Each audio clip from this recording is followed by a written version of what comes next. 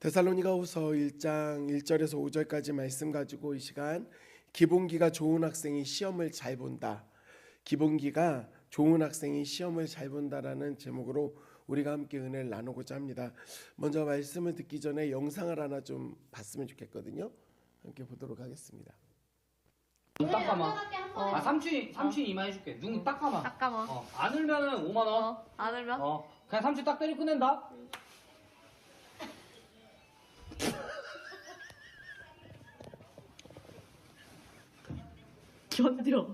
견뎌 아들아. 넌 안 할 수 있어. 견뎌. 아들아, 넌 할 수 있어. 엄마도 해. 너 할 수 있어. 너 할 수 있어. 너 안 할 수 있어. 5만 원이야. 5만 원. 아들. 이 정도 할 수 있어. 이 정도 봐줘야 돼. 아들아, 괜찮아. 할 수 있어. 좀 나 정도까지 봐줘. 할 수 있어. 아들아.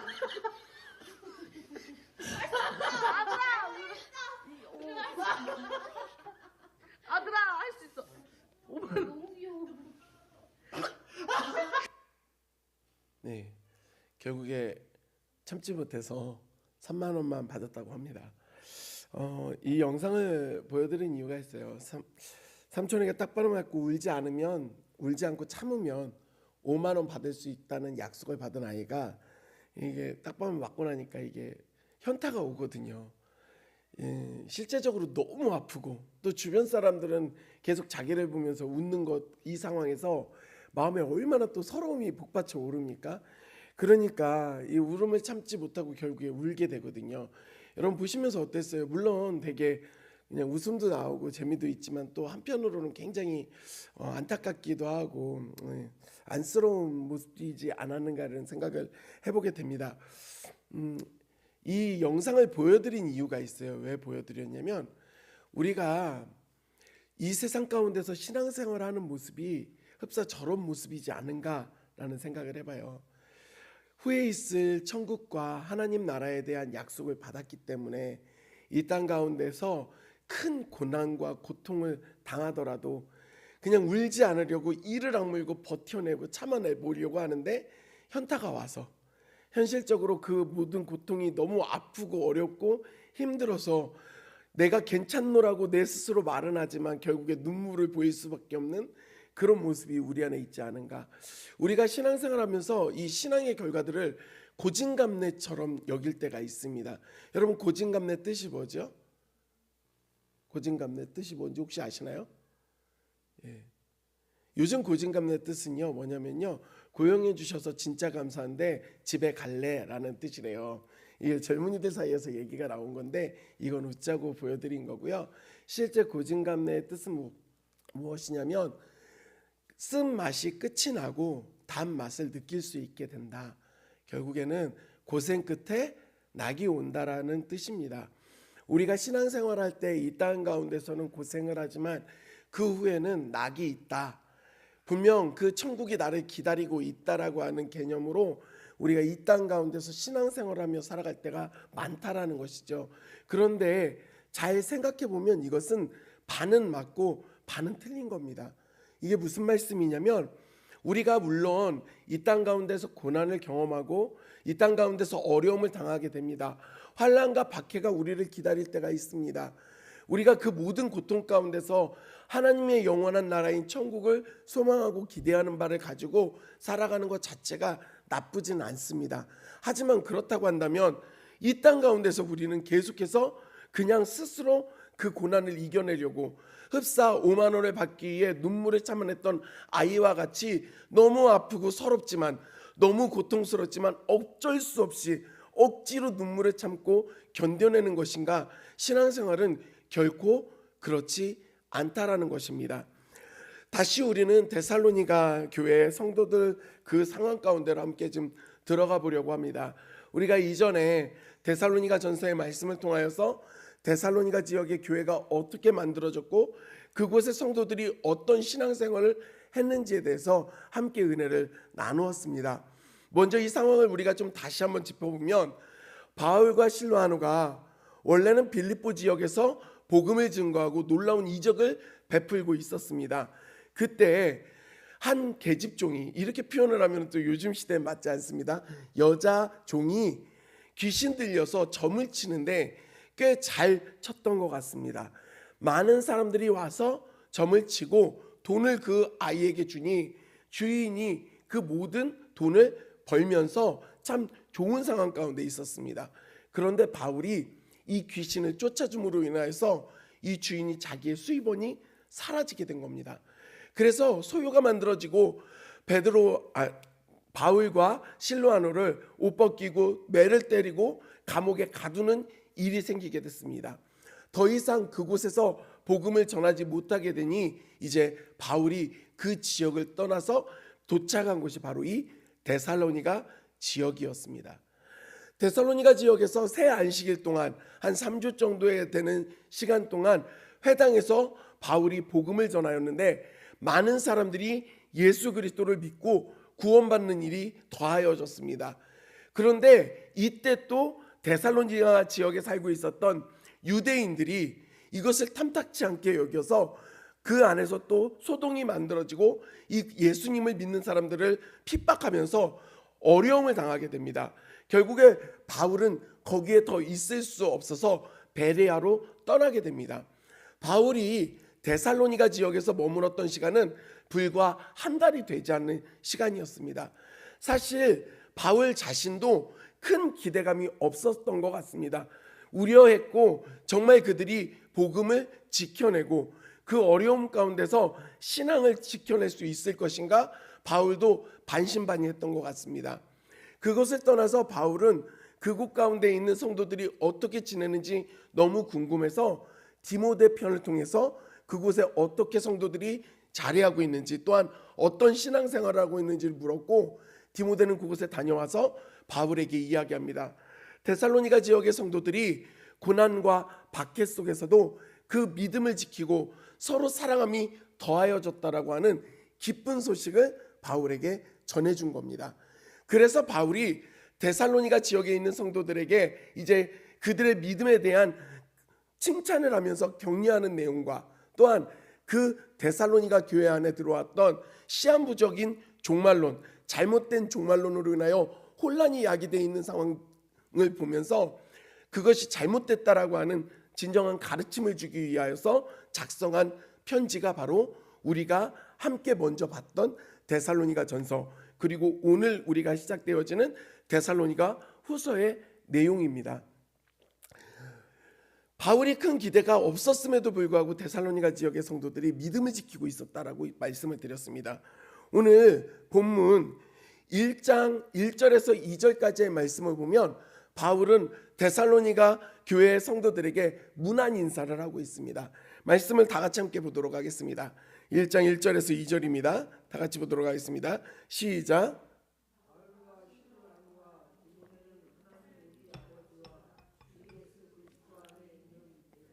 사랑하는 교회에 이 편지를 씁니다. 하나님 아버지와 주 예수 그리스도께서 내려주시는 은혜와 평화가 여러분에게 있기를 빕니다. 그냥 우리는 상투적으로 볼 수 있는 첫 인사입니다. 내가 데살로니가인 그 교회에 편지 씁니다. 바울과 실로아노와 디모데는 그 데살로니가 지역에 살고 있는 성도들에게 편지를 씁니다.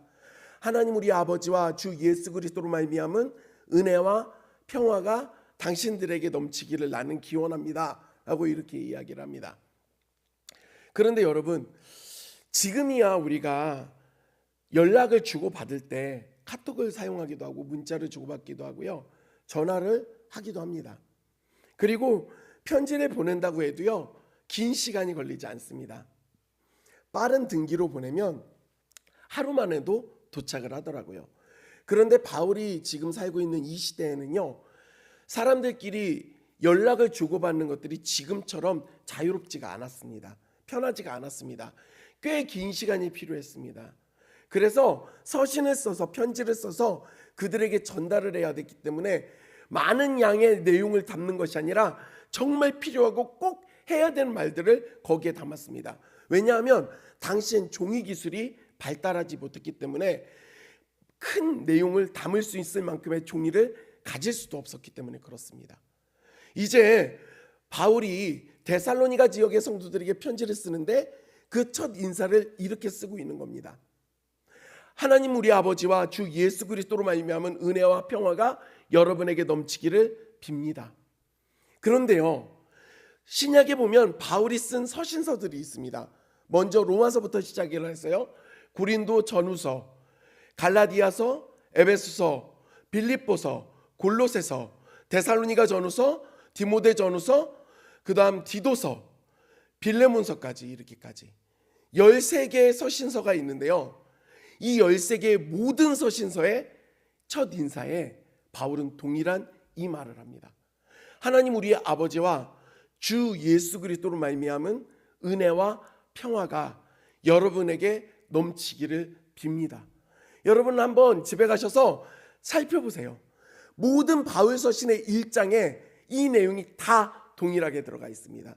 디모데후서에서는 약간 다릅니다. 은혜와 자비와 평화가 여러분에게 있기를 빕니다라고 이야기합니다. 그러면 바울이 말하고 있는 하나님 우리 아버지와 주 예수 그리스도로 말미암은 은혜와 평화가 무엇인지에 대해서 우리는 좀 살펴볼 필요가 있습니다. 먼저 이 은혜가 무엇일까요? 이 은혜는 하나님께서 우리에게 베풀어 주시는 것, 이걸 잘 설명하고 있는 본문이 있습니다. 에베소서 2장 8절의 말씀 같이 보도록 하겠습니다. 에베소서 2장 8절입니다. 시작. 너희는 그 은혜에 의하여 믿음으로 말미암아 구원을 받았으니 이것은 너희에게서 난 것이 아니요 하나님의 선물이라. 하나님으로부터 오는 은혜, 주 예수 그리스도로 말미암은 은혜는 바로 우리가 구원받았다라는 것입니다. 예수 그리스도를 믿음으로 말미암아 구원받았다라는 것, 그것이 은혜입니다. 우리가 예수님을 믿었다라는 것이 행위가 있어서 구원받은 게 아닙니다. 우리는 구원받을 수 있는 존재들이 아니었어요. 그런데 예수님이 우리의 죄를 대신해서 십자가에 못 박혀 죽으시고 우리의 모든 죄를 깨끗게 씻어주셨습니다. 믿으십니까? 우리가 그 예수님을 믿는다라고 하면 하나님께서는 우리를 의롭다 여겨주시고 하나님의 자녀로 받아주십니다. 이게 바로 은혜입니다. 바울은 그것을 강조하고 있습니다. 하나님 아버지와 주 예수 그리스도로 말미암은 그 은혜는 바로 구원의 은혜입니다. 그리고 바울은 또 이야기합니다. 평화를 말합니다. 여러분, 평화를 말하는 히브리어가 뭘까요? 우리가 너무 잘 알고 있습니다. 뭘까요? 샬롬입니다. 저희가 자주 교회에서 인사합니다. 샬롬 이렇게 인사합니다. 우리 김필순 권사님이 예전부터 그 인사를 하셨어요. 차량 운행하거나 만나면 샬롬 이렇게 인사를 해주셨어요. 그럼 이 샬롬이라는 인사 뜻이 뭘까요? 평화, 평강, 안락함, 안전함, 그 정도 수준일까요? 정말로? 이 샬롬은 무엇이냐면 적대감이 그치다, 적대감이 없다라는 뜻을 갖고 있어요. 적대감이 그치다, 적대감이 없다. 무슨 의미입니까? 하나님과 우리가 죄로 인하여서 단절돼 있었어요. 하나님과 우리는 원수돼 있었습니다. 그런데 예수님께서 이 땅에 오셔서 이 모든 막힌 담을 허무시고 하나님과 우리 안에 있던 그 적대심을 다 없애주셨습니다. 믿으십니까? 우리가 그 평화를 누리게 된 겁니다. 이것은 구원의 감격입니다. 은혜며 감격입니다. 이 모든 것들이 결국엔 구원을 이야기하고 있습니다. 왜 이 말씀을 드리는 것이 중요하냐면요, 우리가 그 첫 인사에 바울이 이야기하는 건 그냥 상투적으로 식사하셨습니까? 몸은 아프신 데 없습니까? 이런 얘기를 하는 게 아닙니다. 너무 중요한 이야기이기 때문에 가장 먼저 이 첫 인사에 이야기하는 것입니다. 하나님 우리 아버지와 주 예수 그리스도로 말미암은 그 은혜와 평화가 여러분에게 있습니까? 그게 가득하기를 간절히 소원합니다. 여러분, 데살로니가 지역을 한번 생각해 보십시오.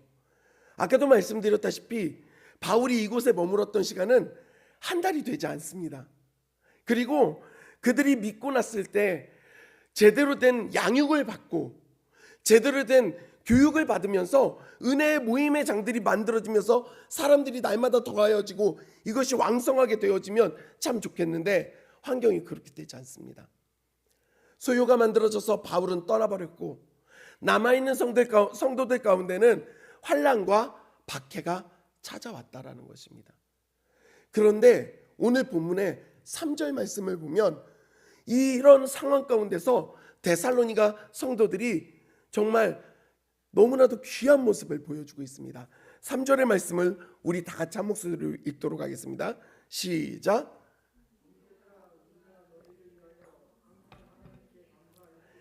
이것이 당연함은 너희의 믿음이 더욱 자라고 너희가 다 각기 서로 사랑이 풍성함이니. 너희의 믿음이 자라간다라고 합니다. 더욱 자랐다라고 얘기합니다. 그리고 각각의 사랑이 넘치고 있다라고 바울은 이야기합니다. 그로 인해 내가 하나님께 감사하는 게 당연하다. 그런데 여기 그 데살로니가 성도들의 믿음이 더욱 자랐다라고 하는 표현의 이 단어가요, 신약 성경 전체 여기 한 번밖에 쓰이지 않습니다.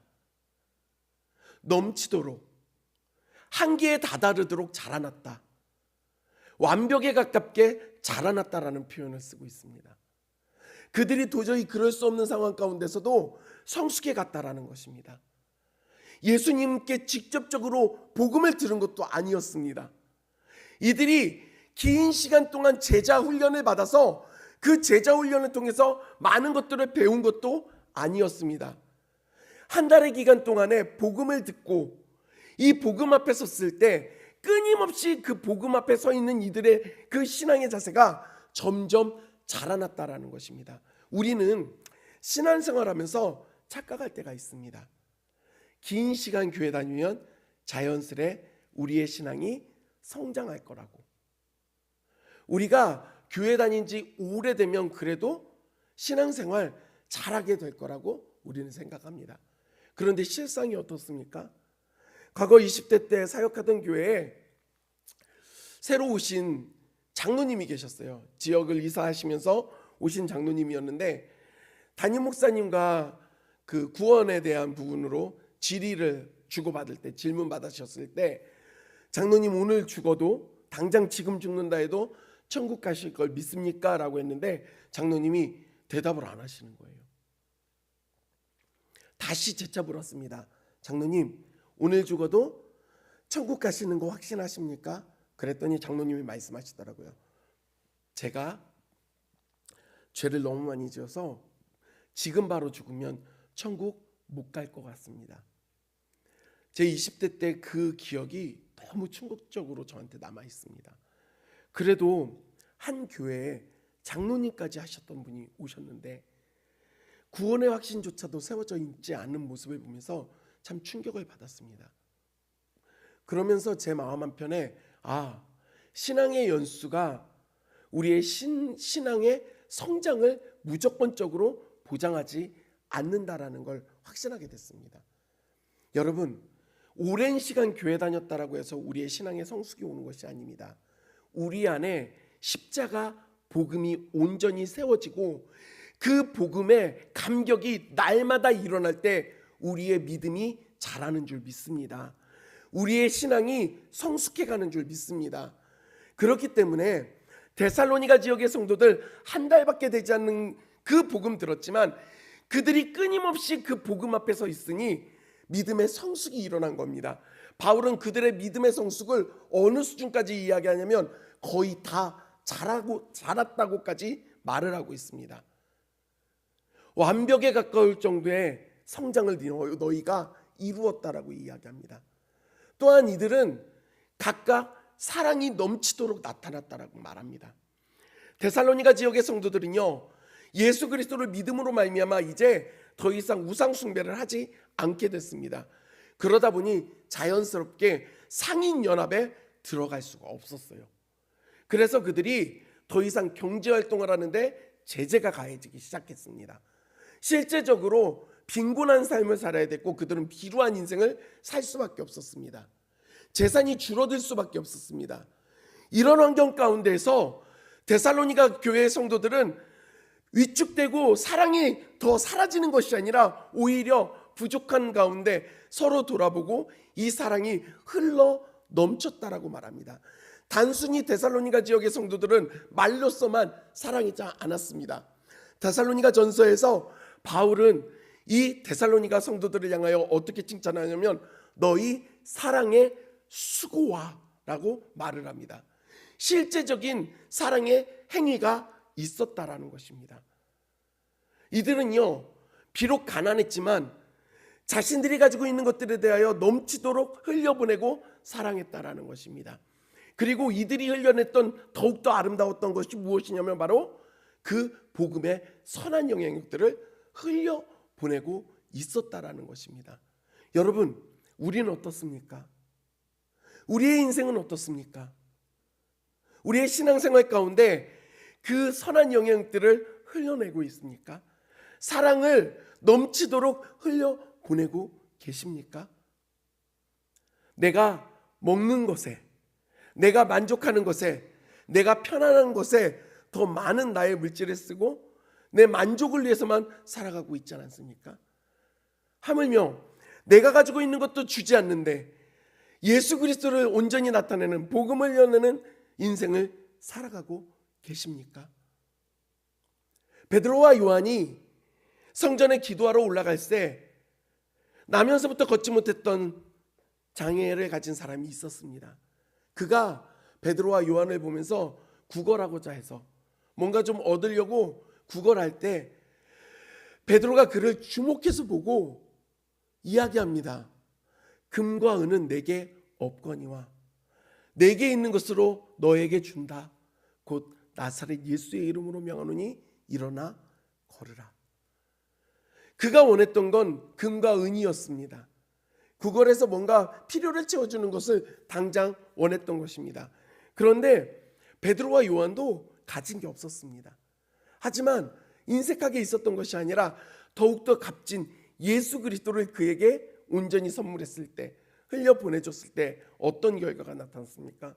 걷지 못했던 그 인생이 다시금 걷게 되어지고 그 삶이 완전히 살아나는 놀라운 역사가 일어났다라는 것입니다.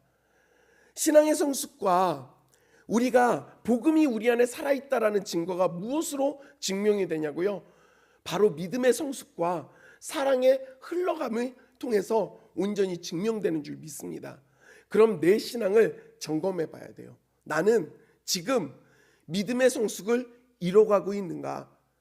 예수 그리스도를 닮은 사랑의 그 흘러감이 나를 통해 나타나고 있는가? 우리는 이야기합니다. 지금 환경이 어쩔 수 없어서 상황이 힘들어서 우리가 조금 지금은 좀 더디 갈 수밖에 없다라고.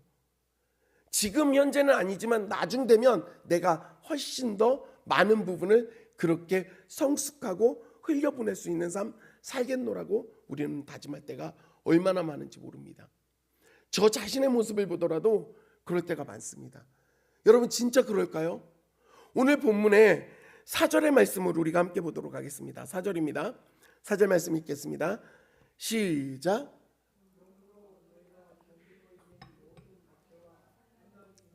너희 인내와 믿음으로 말미암아 하나님의 여러 교회에서 우리가 친히 자랑하노라.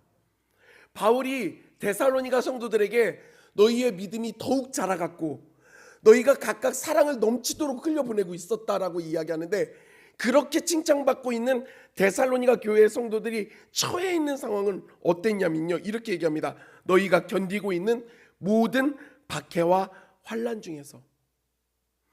데살로니가 성도들이 경험하고 있는 박해와 환난은요, 교회 간다고 조금 손가락질 당하고 조롱당하는 그 정도 수준이 아니었습니다. 실제 순교하는 사람들이 나타났습니다. 예수 믿는 일 때문에 박해를 당하다가 순교하는 일들이 일어나기까지 한 겁니다.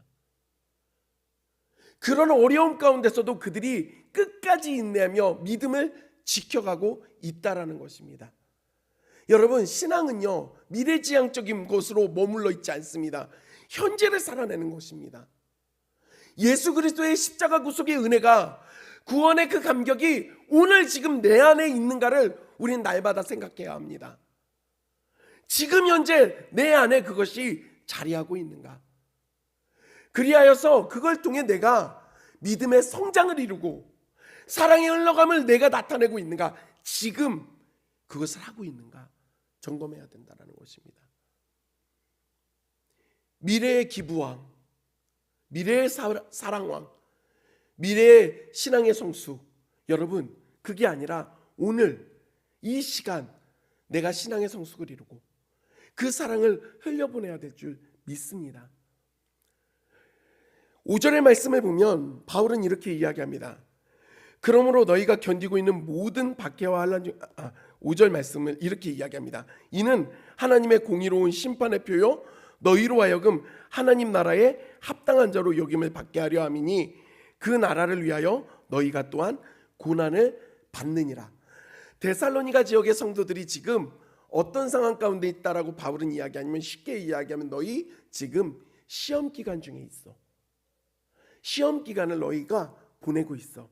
이게 그냥 속칭, 너무 이렇게 표현해서 죄송하지만 너희가 재수 없어서 그냥 너무 운이 없어서 어려움 당하고 있는 거야가 아니라 이 모든 고난이 하나님의 테스트라고 이야기합니다. 여러분 우리가 기억해야 될 게 있습니다. 하나님은 우리를 테스트하십니다. 인정하시나요? 하나님은 우리를 유혹하시는 게 아니라 테스트하십니다. 왜냐?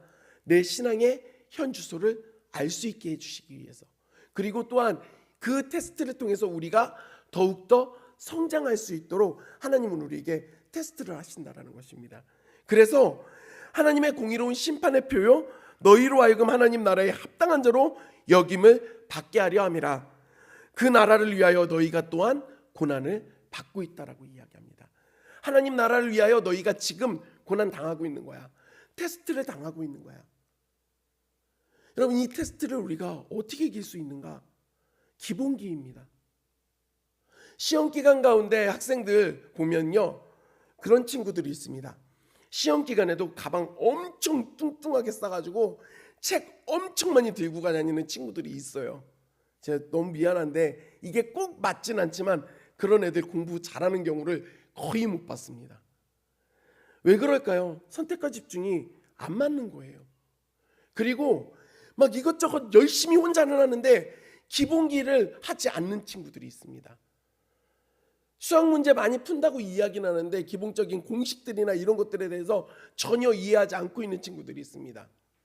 문법에 대해서도요, 기본적인 것들을 알지 못하면 결국에 아무리 많은 시간을 거기에 투자를 한다고 해도 다른 공부에도 점수가 나오지 않게 됩니다.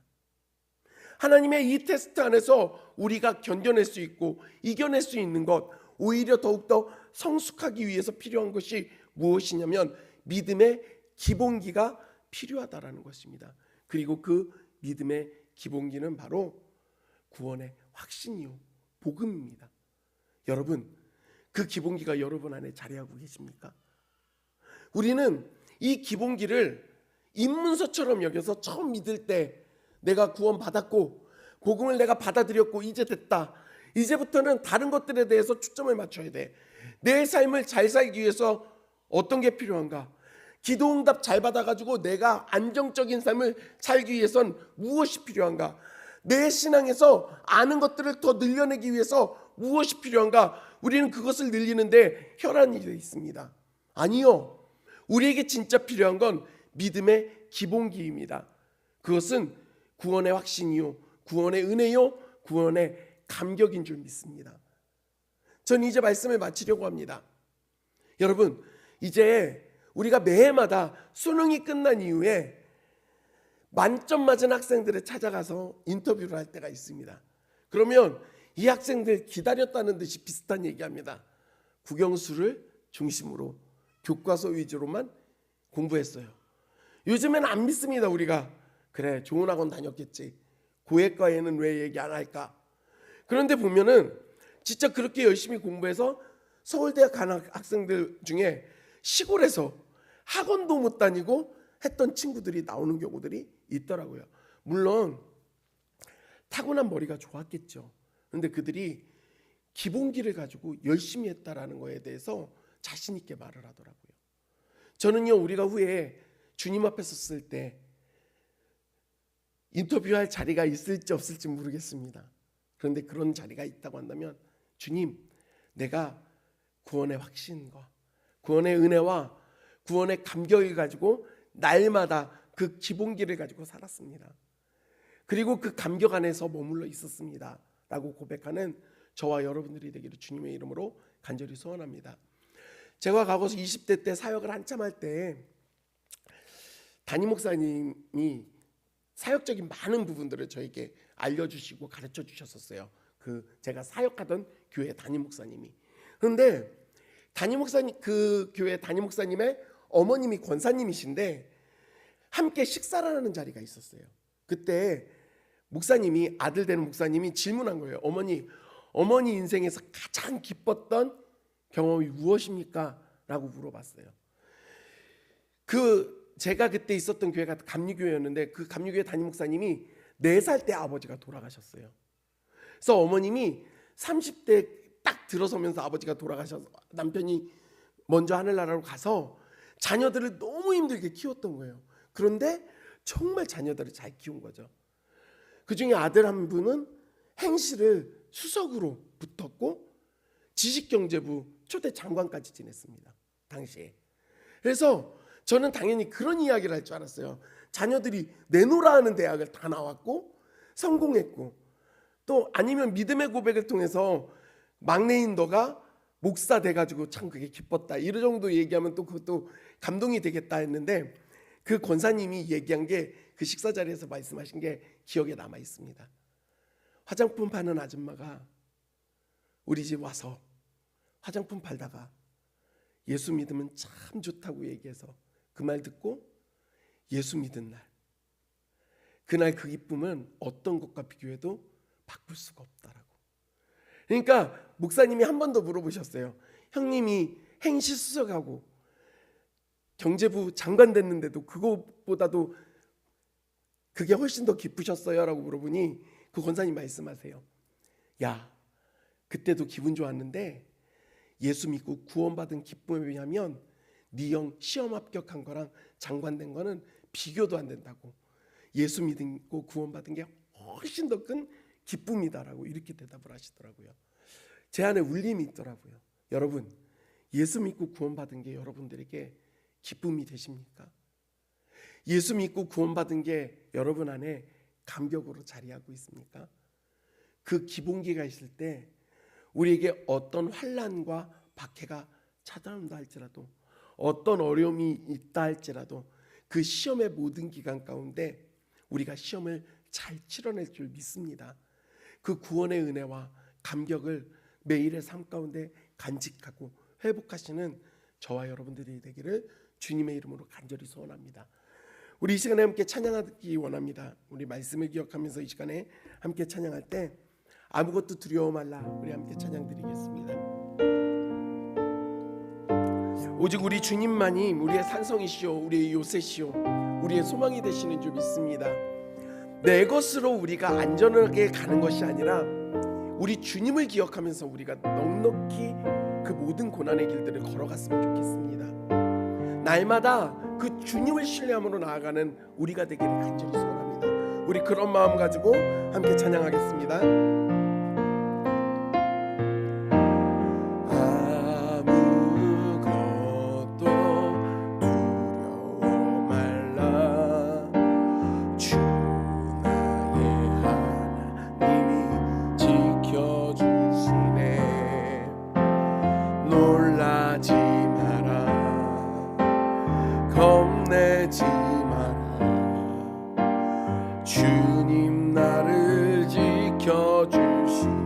아무것도 두려워 말라.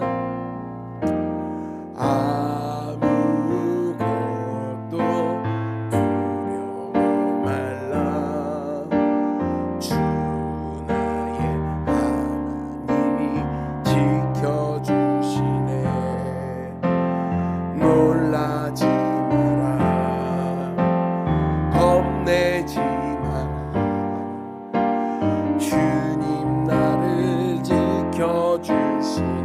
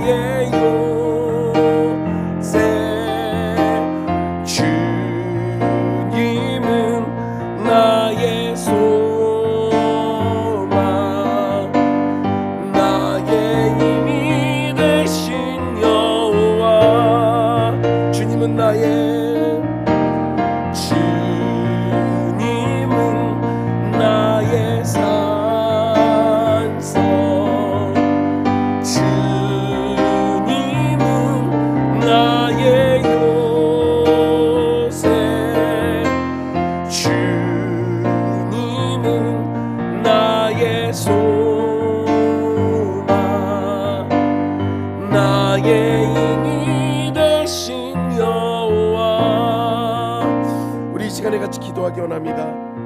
우리 시간에 함께 기도할 때 진짜 내 삶 가운데, 내 신앙 가운데 우리가 믿음의 그 기본기를 가지고 있었는지, 구원의 은혜와 그 감격이 날마다 우리 안에 살아나 있었는지, 내가 그것으로 인하여 하나님께 감사하며 내 모든 상황 가운데서도 흔들리지 않고 걸어가고 있었는지, 우리가 그것을 잃어버렸다라고 한다면 이 시간 기도할 때 하나님, 우리 안에 다시금 그 예수 그리스도의 십자가 구원의 은혜가 살아날 수 있게 하여 달라고, 그 구원의 감격이 우리 안에 날마다 살아나서 우리가 그 은혜를 기억하며 살아갈 수 있게 달라고, 그래야 이 믿음의 기본기를 가지고 주님 오시는 그날까지 날마다 그 고난과 역경과 어려움 속에서 우리가 주님을 떠나는 것이 아니라 끝까지 주님 붙잡는 우리의 인생이 될 수 있게 달라고, 우리 다 같이 주여 한번 외치고 함께 기도하겠습니다. 주여! 아버지 하나님 감사를 드립니다. 하나님 데살로니가 지역의 모든 성도들이 어려움과 고통 속에서 그 불길 가운데서도 하나님을 바라보고 끝까지 그 믿음을 지켰던 것들을 우리는 보게 됩니다. 아니, 오히려 고난 속에서도 그들의 믿음이 더욱더 자라나고 그들의 사랑이 더욱더 넘쳐나고,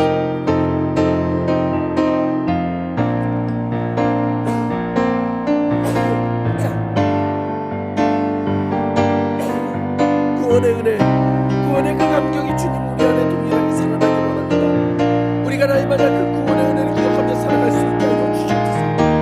그 구원의 은혜에 아버지 하나님 감격하며 살아갈 수 있게 하여 주시옵소서. 하나님, 우리를 위하여 예수 그리스도를 이 땅에 보내주셨고, 예수님 나를 위하여 십자가 짊어지시고 그 생명 내어 주신 것을 우리가 날마다 기억하며, 하나님 어떤 것도 그리스도 예수 안에 있는 하나님의 사랑에서 우리를 끊을 수 있는 것이 없다라는 것을 하나님 우리가 날마다 기억하며 걸어갈 수 있게 하여 주시옵소서. 고난 가운데 있습니까? 역경 가운데 있습니까? 어려움 가운데 있습니까? 하나님, 그 자리에 멈춰서도 주저앉을지라도 다시금 주님을 바라보며 일어날 수 있는 우리가 되게 하여 주시고, 십자가 그 은혜를 기억하며 끝까지 걸어갈 수 있는 우리의 삶이 될 수 있도록 하나님 인도하여 주시옵소서. 믿음의 그 기본기를 다시금 다지며 그 기본기를 가지고 아버지 하나님 모든 생명을 넉넉히 이길 수 있는 우리 모두가 될 수 있도록 하나님 인도하여 주시옵소서. 아버지 하나님 감사합니다.